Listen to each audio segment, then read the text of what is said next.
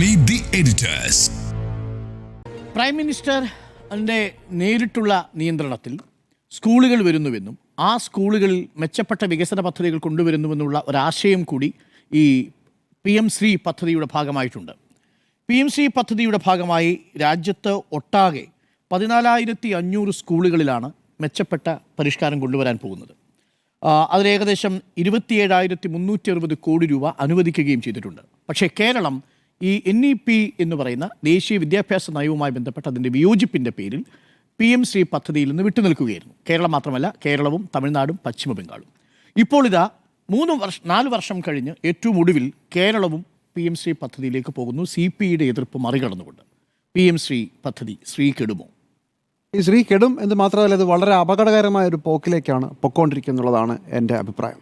കാരണം പ്രധാനമന്ത്രി schools four rising India എന്ന ഈ പദ്ധതിയുടെ അടിസ്ഥാനം തന്നെ അബദ്ധമാണെന്നുള്ളതാണ് ഇതിനകത്തെ കുഴപ്പം. കേരളത്തിൽ എത്ര 10 ലക്ഷത്തോളം സർക്കാർ സ്കൂളുകളുണ്ട്. കേരളം പോലെ വിദ്യാഭ്യാസത്തിൽ എല്ലായിടത്തും, എല്ലാ ജില്ലകളിലും, എല്ലാ പഞ്ചായത്തുകളിലും വളരെ സജീവമായ ഒരു വിദ്യാഭ്യാസ പ്രക്രിയയും സർക്കാർ സംവിധാനമൊക്കെ ഉള്ളൊരു സ്ഥലത്ത് 304 സ്കൂളുകളെ തെരഞ്ഞുപിടിച്ച് ആ സ്കൂളിന് 5 വർഷം കൊണ്ട് 1 കോടി വരെ കൊടുക്കുന്ന ഒരു പദ്ധതി. അതിനകത്ത് കരിക്കുലത്തിൽ മാറ്റം വരും. കാരണം NCERTയുടെ കരിക്കുലമായിരിക്കും ഇതിൻ്റെ ഭാഗമായിരിക്കുമെന്ന് പ്രത്യേകം പറയുന്നു. പ്രധാനമന്ത്രിയുടെ പടം വയ്ക്കുമോ പാർട്ടിയുടെ ചിഹ്നം വയ്ക്കുമോ എന്നൊക്കെ രണ്ടാമത്തെ പ്രശ്നം. പക്ഷേ NCERT സിലബസ് ആയിരിക്കും അപ്ലൈ ചെയ്യാമെന്ന് പറയുന്നു. ഈ സ്കൂളിനെ സെൻറ്റർ ഓഫ് എക്സലൻസ് ആക്കി മാറ്റുമെന്നും പറയുന്നു. ഒരു ബ്ലോക്കിൽ 2 സ്കൂളുകളാണ്. അപ്പോൾ കേരളത്തിലെ വിദ്യാഭ്യാസത്തിൽ ചില സ്കൂളുകളെ മാത്രം തെരഞ്ഞുപിടിച്ചിട്ട് അതിനൊരു പ്രത്യേക സിലബസും അതിനെ പ്രത്യേകമായ ഒരു സംവിധാനമൊക്കെ ഉയർത്തി വരുന്നതിൻ്റെ യുക്തി എന്താണ്? കേരളത്തിലെ വിദ്യാഭ്യാസം അങ്ങനെയല്ല. നോർത്ത് ഇന്ത്യയിലെ ഗോസായിമാർക്ക് അറിഞ്ഞുകൂടെങ്കിൽ കേരളം പറഞ്ഞു തരും. കേരളത്തിൻ്റെ വിദ്യാഭ്യാസം അങ്ങനെയല്ല പോയിട്ടുള്ളത്. കേരളത്തിൻ്റെ വിദ്യാഭ്യാസം എല്ലാവരെയും ഒരുപോലെ കണ്ടുകൊണ്ട് എല്ലാ സ്കൂളുകളെയും വികസിപ്പിക്കുന്ന വളരെ വലിയ ഒരു പാരമ്പര്യവും ഇപ്പോഴത്തെ ഒരു സംവിധാനവുമുണ്ട്. ഇപ്പോൾ കിഫ്ബി പദ്ധതി വഴിയാണെങ്കിൽ സ്കൂളുകൾക്ക് അക്രോസ് ദ സ്റ്റേറ്റ് ആണ് ഇൻഫ്രാസ്ട്രക്ചർ മെച്ചപ്പെടുത്താനുള്ള അവസരം കൊടുത്തുകൊണ്ടിരിക്കുന്നത്. അപ്പോൾ അങ്ങനൊരു സ്ഥലത്ത് ചില സ്കൂളുകളെ മാത്രം തെരഞ്ഞുപിടിച്ച് ഇതെന്തോ ഭയങ്കര സംഭവമാക്കി പോകുന്നതിൻ്റെ അടിസ്ഥാനം തന്നെ തെറ്റാണ്. SLC സിലബസ് ഉള്ള സ്കൂളിൽ NCERTയുടെ ടെക്സ്റ്റ് ബുക്ക് വരുന്നു എന്നുള്ളത് രണ്ടാമത്തെ പ്രശ്നം. ഇത് നോർത്ത് ഇന്ത്യയിൽ ഒരു തെരഞ്ഞുപിടിച്ച ഒരു പഞ്ചായത്തിൽ ഒരു സ്കൂൾ പോലും ഇല്ലാത്ത സ്ഥലത്ത് എങ്ങനെയെങ്കിലുമൊക്കെ അവിടെ ഒരു സ്കൂൾ നന്നായി പോട്ടെ എന്ന് പറയുന്ന അവിടുത്തെ വളരെ പിന്നോക്കമുള്ളൊരു അവസ്ഥയിലുള്ളവർക്ക് വേണ്ടി ഡിസൈൻ ചെയ്തൊരു പദ്ധതിയാണ്. ആ പദ്ധതി കേരളം പോലൊരു സ്ഥലത്ത്, തമിഴ്നാട് പോലൊരു സ്ഥലത്ത് വിദ്യാഭ്യാസത്തിന് എന്നേ മുമ്പിൽ നിൽക്കുന്ന, നോർത്ത് ഇന്ത്യയെക്കാളുമൊക്കെ ഒരുപാട് മുന്നോട്ട് നിൽക്കുന്ന ഈ സംസ്ഥാനത്ത് കൊണ്ടുവന്ന് ചിലവാക്കാൻ നോക്കരുത് എന്നുള്ളതാണ് BJP സർക്കാർ നോക്കിയെന്നുള്ളതാണ് BJP സർക്കാർ ചെയ്ത ഏറ്റവും വലിയ അബദ്ധം. ഇത് BJP സർക്കാർ മാത്രമല്ല, എല്ലാ കാലത്തും ഈ നോർത്ത് ഇന്ത്യയിലുള്ള ഉദ്യോഗസ്ഥരുടെയും മന്ത്രിമാരുടെയും ബുദ്ധി അങ്ങനെ പ്രവർത്തിക്കൂ. കാരണം അവർ നോർത്ത് ഇന്ത്യയെ കണ്ടിട്ടുള്ളതെന്ന് തോന്നുന്നു. അതുകൊണ്ട് ഈ പദ്ധതിയുടെ അടിസ്ഥാനം തന്നെ തെറ്റാണ്. ഇനി ഈ പദ്ധതിയോടുള്ള ഇടതുപക്ഷത്തിൻ്റെയും കേരളത്തിൻ്റെ ആകെയുമുള്ള പ്രശ്നം എന്തായിരുന്നു? ഇത് തുടക്കമിട്ടിരിക്കുന്നത് ദേശീയ വിദ്യാഭ്യാസ നയത്തിലാണ്, നാഷണൽ എഡ്യൂക്കേഷൻ പോളിസി. ഈ നാഷണൽ എഡ്യൂക്കേഷൻ പോളിസി BJP സർക്കാർ കൊണ്ടുവരുമ്പോൾ അത് വിദ്യാഭ്യാസത്തിൻ്റെ ഇൻഫ്രാസ്ട്രക്ചറിൻ്റെ മെച്ചപ്പെടുത്തൽ മാത്രമല്ല, വിദ്യാഭ്യാസ കരിക്കുലത്തെ തന്നെ അടിമുടി പൊളിച്ചു പണിയാൻ വേണ്ടിയിട്ടാണ് ഈ സാധനം കൊണ്ടുവന്നത്. അന്ന് തന്നെ ഇടതുപക്ഷം, പ്രത്യേകിച്ച് CPM-ഉം CPI-യും ഒക്കെ ഇതിനെതിരെ ശക്തമായ നിലപാടെടുത്തതാണ്, ശരിയായ കാരണങ്ങളാൽ. 3 പ്രശ്നങ്ങളുണ്ട്. അതിലേറ്റവും പ്രശ്നം കരിക്കുലത്തെ വർഗീയമായി തിരിക്കുന്നു എന്നുള്ളതാണ്. പണ്ടെങ്ങോ മുഗളന്മാരുമായി മത്സരിച്ചപ്പോൾ, യുദ്ധം ചെയ്തപ്പോൾ അന്ന് തോറ്റ മുണ്ടില്ലാതെ ഓടി എന്നുള്ളത് എന്തോ വലിയ വിഷമമായി കൊണ്ടു നടക്കുകയും അത് തിരുത്താനുള്ള ഒരു ശ്രമം അങ്ങനെ സംഭവിച്ചിട്ടേ ഇല്ല. അല്ലെങ്കിൽ കുറേ കാലത്തെ മുഗൾ ചരിത്രം അത് പുസ്തകങ്ങളിൽ നിന്ന് മാറ്റുക. മഹാത്മാഗാന്ധി കൊല്ലപ്പെട്ടതിന് ശേഷം RSS നിരോധിക്കപ്പെട്ടു എന്നുള്ളത് അത് നമുക്ക് പഠിക്കേണ്ട എന്ന് വെക്കുക. ഏറ്റവും അവസാനം എനിക്ക് തോന്നുന്നു ഗുജറാത്ത് കലാപമടക്കം ഇന്ത്യയിലെ പല കലാപങ്ങളുടെ കാര്യത്തിലും അങ്ങ് തമസ്കരിക്കുക. ഇതൊക്കെയാണ് ഈ കരിക്കുലത്തിലെ ചില ചെറിയ തമാശകൾ. പിന്നെ ചാണകത്തിൽ നിന്ന് യുറേനിയം ഉണ്ട്, പ്ലൂട്ടോണിയം ഉണ്ട്, പശുമൂത്രത്തിൽ നിന്ന് വേറെ എന്തൊക്കെയോ ഉണ്ടെന്നൊക്കെ പറയുന്ന ആളുകളാണ് നമ്മുടെ മന്ത്രിമാർ. വേറെ കാര്യം, അതൊക്കെ പുറകെ കരിക്കുലത്തിൽ ചേർത്തില്ലെങ്കിലും സംസാരിക്കാൻ വരുന്ന മന്ത്രിമാർ പറയും. പ്രധാനമന്ത്രി മോദിയാണല്ലോ പറയുന്നത് ഇന്ത്യയിലാണ് ആദ്യമായി പ്ലാസ്റ്റിക് സർജറി നടന്നത്, അത് ഗണപതിയായിരുന്നു എന്ന് പറഞ്ഞത്. അങ്ങനത്തെ വിട്ടുതങ്ങൾ വേറൊരു വശത്ത്. പക്ഷേ വിദ്യാഭ്യാസത്തിൻ്റെ സ്വകാര്യവൽക്കരണവും വിദ്യാഭ്യാസത്തിൻ്റെ വർഗീയവൽക്കരണവും കാരണം ഒരു കാരണവശാലും ഇത് അംഗീകരിക്കാൻ പാടില്ല എന്നുള്ളതാണ് വിദ്യാഭ്യാസത്തെക്കുറിച്ച് എന്തെങ്കിലും വിവരമുള്ളൊരു മനുഷ്യന് മനസ്സിലാവുക. 2 കാരണങ്ങളാൽ. ഒന്ന്, ചില സ്കൂളുകളെ മാത്രം സെൻട്രൽ ഓഫ് എക്സലൻസ് ആക്കുന്നത് കേരളം പോലൊരു സ്ഥലത്ത് ശരിയാവില്ല എന്നുള്ളതൊന്ന്. 2, നിങ്ങളുടെ ഉദ്ദേശം വേറെയാണ്, നിങ്ങളുടെ തല തിരിഞ്ഞതാണ്. നിങ്ങൾ പുതിയ തലമുറയെ കൂടി വിഷലിപ്തമാക്കാനുള്ള ശ്രമമാണ് സംഘപരിവാരും അതിൻ്റെ മുകളിൽ നിൽക്കുന്ന BJP-യും പ്രധാനമന്ത്രി നരേന്ദ്രമോദിയുമൊക്കെ ആലോചിച്ചുകൊണ്ടിരിക്കുന്നത്. അവിടെയാണ് ഇടതുപക്ഷത്തിനും കേരളത്തിനും പൊതുസമൂഹത്തിനുള്ള തർക്കം. ഇത് കേരളത്തിൽ അടിച്ചേൽപ്പിക്കാൻ, കേരളം മാത്രമല്ല പല സംസ്ഥാനങ്ങൾ അടിച്ചേൽപ്പിക്കാൻ എന്താണ് ചെയ്തത്? ഇത് പണ്ടേ ഉള്ള തന്ത്രമാണ്. എല്ലാ കാലത്തും എടുക്കുന്ന അതേ തന്ത്രമാണ്. ഞങ്ങൾ പറഞ്ഞത് കേട്ടില്ലെങ്കിൽ നിങ്ങൾക്ക് വേറൊരു കാര്യത്തിലുള്ള പണം തരില്ല. PM ശ്രീ എന്ന് പറയുന്നത് വെറും 304 കോടി രൂപയേ ഉള്ളൂ. ആ 304 കോടി രൂപ കിട്ടിയില്ല എന്ന് വെച്ച് അതും ഒരുമിച്ച് കിട്ടില്ല. ഇപ്പോൾ തന്നെ പദ്ധതി കുറച്ചായി കഴിഞ്ഞാൽ അതുകൊണ്ട് മുഴുവൻ കിട്ടാനും പോകുന്നില്ല. അതല്ല പ്രശ്നം. പ്രശ്നം സർവ്വശിക്ഷാ അഭിയാനാണ്. സർവ്വശിക്ഷാ അഭിയാൻ കേന്ദ്ര സർക്കാരിൻ്റെ ഒരു കുറച്ചുകൂടെ വലിയ പദ്ധതിയാണ്. അത് 8ാം ക്ലാസ് വരെയുള്ള കുട്ടികൾക്ക് ഉച്ചഭക്ഷണം, സ്പെഷ്യൽ എഡ്യൂക്കേറ്റേഴ്സ്, അതായത് ഭിന്നശേഷിയുള്ള കുട്ടികളെ ട്രെയിൻ ചെയ്യിപ്പിക്കുക, അങ്ങനെയൊക്കെ ഉള്ളവർക്കുള്ള ശമ്പളം, അതുപോലെ തന്നെ സ്കൂളിൻ്റെ ചെറിയ ചെറിയ ഇൻഫ്രാസ്ട്രക്ചർ പണികൾ, അങ്ങനെ ഒരുപാട് കാര്യങ്ങൾ ചെയ്യാൻ പറ്റുന്ന പദ്ധതിയാണ്. ആ പദ്ധതി കേരളത്തിന് കിട്ടിയിട്ട് 2-3 വർഷമായി ആ പദ്ധതി പ്രകാരമുള്ള പണം. ശിവൻകുട്ടി ഒരു സമയത്ത് മന്ത്രി പറഞ്ഞത് അത് 1186 കോടി എന്നാണ്. ഇപ്പോൾ അത് 1400 കുടിശ്ശിക അടക്കമെന്ന് പറയുന്നു. എന്തോ ആട്ടെ, ഒരു 1000-1200 കോടി രൂപ കേരളത്തിന് കിട്ടാനുണ്ട്. ഈ PM ശ്രീയും സർവ്വശിക്ഷാ അഭിയാനും തമ്മിൽ എന്തെങ്കിലും ബന്ധമുണ്ടോ? ഒരു ബന്ധവുമില്ല എന്ന് ഇവർ പറയൂ. ഒരു ബന്ധവുമില്ല. പക്ഷേ ഞാൻ ഉറച്ചു വിശ്വസിക്കുന്നു അങ്ങനെ ഒരു ബന്ധമുണ്ട്. അതുകൊണ്ടാണ് നമ്മളെ ബുദ്ധിമുട്ടുന്നത്. ആദ്യം പറഞ്ഞു കണക്ക് കൊടുത്തില്ല എന്ന് പറഞ്ഞു, പിന്നെ പറഞ്ഞു സർവ്വശിക്ഷാ അഭിയാന കണക്ക് പകുതിയെ കൊടുത്തുള്ളൂ എന്ന് പറഞ്ഞു, പിന്നെ പറഞ്ഞു കൊടുത്ത കണക്കുകൾ ഞങ്ങൾക്ക് സംശയമുണ്ടെന്ന് പറഞ്ഞു. ഇതൊന്നുമല്ല കേരളത്തിൻ്റെ വിദ്യാഭ്യാസ മന്ത്രി ശിവൻകുട്ടി പറഞ്ഞത്. കഴിഞ്ഞ പ്രാവശ്യം ധർമ്മേന്ദ്ര പ്രധാനെ കാണാൻ പോയപ്പോൾ, വിദ്യാഭ്യാസ മന്ത്രിയെ കാണാൻ പോയപ്പോൾ, നിങ്ങൾ PM ശ്രീ അങ്ങ് ഒപ്പിട്ട് തന്നേരെ, അതെന്നാൽ ഈ പണം അപ്പം റിലീസ് ചെയ്യാമെന്നാണ് പറഞ്ഞത്. അത് തെളിവൊന്നുമില്ല. പക്ഷേ കേരളത്തിൻ്റെ വിദ്യാഭ്യാസ മന്ത്രി ശിവൻകുട്ടി പറഞ്ഞത് ഞാൻ വിശ്വസിക്കുകയാണ്. ഇങ്ങനെയാണ് എല്ലാ കാലത്തും ഓരോരോ പദ്ധതികളെയും സംസ്ഥാനങ്ങളുടെ മേൽ അടിച്ചേൽപ്പിച്ചിട്ടുള്ളത്. അത് ആരോഗ്യ മേഖലയിലായാലും, അത് വീടുകൾ വെച്ച് കൊടുക്കുന്ന പദ്ധതിയുടെ പേരിലായാലും, അത് മറ്റെന്തെങ്കിലുമൊക്കെ വലിയ വലിയ കേന്ദ്രത്തിൻ്റെ പുതിയ സ്കീമുകൾ വരുമ്പോഴായാലും എപ്പോഴും ഇങ്ങനെയാണ് പരിപാടി. സർവ്വശിക്ഷാ അഭിയാൻ്റെ 1200 കോടി നമ്മളെ കാണിച്ചുകൊണ്ട് PM ശ്രീ പോലെയുള്ള ഒരു പദ്ധതിയിൽ, ഒരുപക്ഷെ അവർക്ക് ഈ കരിക്കുലത്തേക്കാൾ ഏറ്റവും വലുത് PM ശ്രീയിൽ ഒരു പ്രധാനപ്പെട്ട കാര്യം കൂടിയുണ്ട്. സ്കൂളിൻ്റെ പേര് തന്നെ മാറ്റണം. ഇപ്പോൾ PM ശ്രീ ഇപ്പോൾ ഒരു സൈനിക് സ്കൂളാണെങ്കിൽ PM ശ്രീ സൈനിക് സ്കൂൾ എന്ന് വയ്ക്കുകയും പിന്നെ ഒരു വലിയ ചിത്രം കൊടുക്കുകയും വേണം. വേറെ ആരുടെയല്ല, നിങ്ങൾക്കറിയാവുന്ന പോലെ പതിവ് പോലെ പ്രധാനമന്ത്രി നരേന്ദ്രമോദിയുടെ. ഇതാണ് പരിപാടി. ഈ കോമാളിത്തരത്തിന് ഞങ്ങൾ നിന്ന് തരില്ല എന്ന് കേരളം ശക്തമായ നിലപാടെടുത്തപ്പോൾ കേരളത്തിൻ്റെ 1200 കോടി രൂപ, അതായത് ഈ പ്രധാനമന്ത്രിയുടെ വീട്ടിലിരിക്കുന്ന പൈസയല്ല, വിദ്യാഭ്യാസ മന്ത്രി ധർമ്മേന്ദ്ര പ്രധാൻ്റെ വീട്ടിലിരിക്കുന്ന പണവുമല്ല, ഞങ്ങളടക്കമുള്ളവർ നികുതി പെയ്തതിൻ്റെ ഒരു ഷെയറാണ് കേന്ദ്രത്തിൽ കിട്ടുന്നത്. അതിൽ നിന്ന് തരേണ്ട പണമല്ലേ, മറ്റ് സംസ്ഥാനങ്ങൾക്കെല്ലാം കൊടുക്കുന്ന പണമല്ലേ? ആ പൈസയാണ് ചോദിച്ചത്. ആ പൈസ തരില്ല എന്നൊരു ധാർഷ്ട്യത്തിലാണ് നിൽക്കുന്നത്. അല്ലെങ്കിലും പണം അച്ചടിക്കാൻ വയ്ക്കുന്ന ഒരു പരിപാടിയും പ്രധാനമന്ത്രി വിടില്ല എന്നുള്ളത് നമുക്കറിയാമല്ലോ. പണ്ട് കോവിഡ് കാലത്ത്, കോവിഡ് വാക്സിൻ്റെ സമയത്ത്, കോവിഡ് വാക്സിൻ ഫ്രീ ആയി കൊടുക്കാൻ പറ്റില്ല 44 വയസ്സ് വരെയുള്ളവർക്ക് എന്ന് പറഞ്ഞ പ്രധാനമന്ത്രിയാണ്. അന്ന് കോടതി ചെവിക്ക് പിടിച്ചപ്പോഴാണ് ഒരു നാണമില്ലാതെ പിൻവലിച്ചത്. എന്നിട്ട് ഒരു ലജ്ജയുമില്ലാതെ പ്രധാനമന്ത്രിയുടെ പണം എല്ലാ കോവിഡ് സർട്ടിഫിക്കറ്റിലും അടിച്ചുവിട്ട ആളാണ്. ഇതാണ് മാന്യത. അപ്പോൾ ഒരു ചിത്രത്തിന് വേണ്ടി, അവരുടെ ആശയത്തിന് വേണ്ടി, അവരുടെ ആശയം പ്രചരിപ്പിക്കുന്നതിന് വേണ്ടി സംസ്ഥാനങ്ങളെ ഞെക്കിക്കൊല്ലുക എന്നുള്ളതാണ് പ്രശ്നം. വിദ്യാഭ്യാസം അടിസ്ഥാനപരമായി കേന്ദ്രത്തിനും സംസ്ഥാനത്തിനും ഇടപെടാവുന്ന മേഖലയാണെങ്കിലും, കൺകറന്റ് ലിസ്റ്റിലുള്ളതാണെങ്കിലും, സംസ്ഥാനങ്ങൾക്കാണ് അതിൻ്റെ അവകാശം എന്നുള്ളത് കേന്ദ്രം അംഗീകരിച്ചു കൊടുക്കേണ്ടതാണ്. ഇങ്ങനെ ഓരോന്നിൽ കയറി കളിച്ചുകൊണ്ടിരുന്നാൽ അവസാനം നമ്മുടെ സംസ്ഥാനം എന്തിനാന്നുള്ള ചോദ്യം വരില്ലേ? അപ്പോൾ നിയമപരമായിട്ടോ നയപരമായിട്ടോ നൈതികപരമായിട്ടോ കേന്ദ്ര സർക്കാർ ഇങ്ങനെ വിദ്യാഭ്യാസ മേഖലയിൽ കൈകടത്തുന്നത് അംഗീകരിക്കാനേ ആവില്ല എന്നുള്ളതാണ് നിലപാട്. ഇത് കേന്ദ്രം ചെയ്യുന്നത് അനുചിതമാണെന്ന് പറയുന്നത് കേരളം നേടിയ വളരെ വലിയ നേട്ടങ്ങളെ ഇല്ലാതാക്കുന്നതുകൊണ്ടാണ്. നിങ്ങളൊക്കെ കൂടെ ഭരിച്ച നോർത്ത് ഇന്ത്യൻ സംസ്ഥാനങ്ങളിലെ വിദ്യാഭ്യാസ നിലവാരവും കേരളവും തമിഴ്നാടും പോലുള്ള സംസ്ഥാനങ്ങളിലെ വിദ്യാഭ്യാസ നിലവാരം മാത്രം നോക്കിയാൽ മതി. നിങ്ങളുടെ ഒന്നും സഹായമില്ലെങ്കിലും, നിങ്ങളുടെ ഒന്നും കരിക്കുലമില്ലെങ്കിലും ഇവിടുത്തെ കുട്ടികൾ പഠിക്കും, ഇവിടുത്തെ കുട്ടികൾക്ക് കൃത്യമായി വിദ്യാഭ്യാസം നേടാനും കഴിയും. പക്ഷേ പ്രശ്നം ഈ 1200 കോടി രൂപയ്ക്ക് വേണ്ടി സംസ്ഥാന സർക്കാർ തെരഞ്ഞെടുപ്പിൻ്റെ അവസാന കാലമാകുമ്പോൾ ഒരു കോംപ്രമൈസ് ചെയ്യുകയാണോ എന്നുള്ളതാണ്. ഇത് കേന്ദ്ര സംസ്ഥാന സർക്കാരുകൾ തമ്മിലുള്ള എന്തെങ്കിലും കൈകൊടുക്കലാണോ എന്ന ഒരു ചോദ്യം വരാം. പക്ഷേ ആദ്യം 1200 കോടി രൂപ എന്ന് പറയുന്ന ഒരു ടാഗാണ് പ്രശ്നം. അത് ചെറിയ പൈസയല്ല ഇലക്ഷൻ കാലത്ത് എന്നുള്ളതാണ്. പല സ്കൂളുകളിലെയും സ്പെഷ്യൽ അധ്യാപകരുടെ ശമ്പളം മുടങ്ങിയിട്ടുണ്ട്. അങ്ങനെ എല്ലാമുള്ള അവസരത്തിൽ CPIM ഈ നിലപാടിൽ നിന്ന് പിന്നോട്ട് പോകുന്നു എന്നുള്ളതാണ്. അതിനകത്തും കുറച്ചുകൂടെ അനുചിതമായൊരു കാര്യം, ഈ കേന്ദ്രം തോന്നിയവാസം സംസ്ഥാനങ്ങളുടെ മേൽ അടിച്ചേൽപ്പിക്കുമെന്നതുപോലെ ഒരു കൂട്ടുകക്ഷി മന്ത്രിസഭയിൽ CPIയോട് പോലും ആലോചിക്കാതെ ഈ നടപടിയുമായി മുന്നോട്ട് പോയി. ഏത് നടപടി? ഒരിക്കൽ LDFൽ കൊണ്ടുവന്ന് ഇത് മാറ്റിവെച്ച ഒരു തീരുമാനമായിരുന്നു. ആ തീരുമാനമാണ് ഇപ്പോൾ CPIയോട് ചോദിക്കാതെ CPM എടുത്തത്. അത് വളരെ മോശമായൊരു കാര്യമാണ്. രാഷ്ട്രീയമായി 10 കാശിന് വേണ്ടി നിങ്ങളത് വിറ്റെന്നും നിങ്ങളുടെ നയം വിറ്റെന്നും അതുപോലെ തന്നെ മോദിക്ക് കൈകൊടുത്തു എന്ന് പ്രതിപക്ഷം പറയുന്നതിന് വളരെ വലിയ മേൽക്കൈ നേടിക്കൊടുക്കും നിങ്ങളുടെ ഇപ്പോഴത്തെ നടപടി. എല്ലാ കാലത്തും നിർണായകമായ നിലപാടുകളിൽ അവസാനം വെള്ളം ചേർക്കുന്നു എന്നൊരു ആരോപണം അല്ലെങ്കിൽ തന്നെ ഇടതുപക്ഷത്തിനെതിരെയുണ്ട്.